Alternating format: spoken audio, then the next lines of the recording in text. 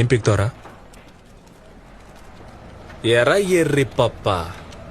ఎటువంటి కష్టం పడకుండా అసలు ఏ క్వాలిఫికేషన్ లేకపోయినా మీ నాన్న ఉన్నోడనే ఒకే ఒక కారణంతో చెమట కూడా పట్టకుండా స్ట్రైట్ గా ఎండి చైర్ లో కూర్చున్న నీకేంత పొగరుంటే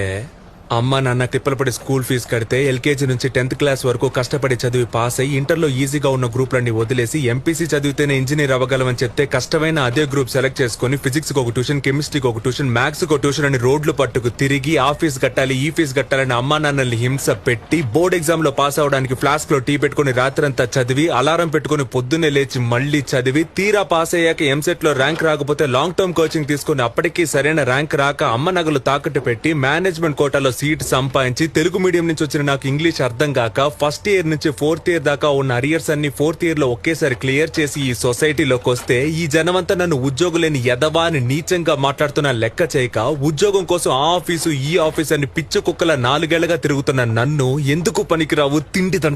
దండగా అని మా నాన్న తిడుతుంటే ఒక్కో మెతుకు గొంతులో దిగక ముళ్ళులా గుచ్చుకుంటుంటే మింగలేక కక్కలేక చస్తూ బతుకుతున్న నాకు ఎవరో ఓ మహాన్ భావుడు మంచి మనసుతో అవకాశం ఇస్తే దాన్ని కూడా లాగేసుకోవాలని చూస్తున్న నీలాంటి బేవర్స్ గాన్ని ఎదిరించి ఈ రోజు నీ ముందు నుంచి మాట్లాడుతున్న ఉద్యోగులేని గ్రాడ్యుయేట్ ని నాకెంత పొగరుండాలరా.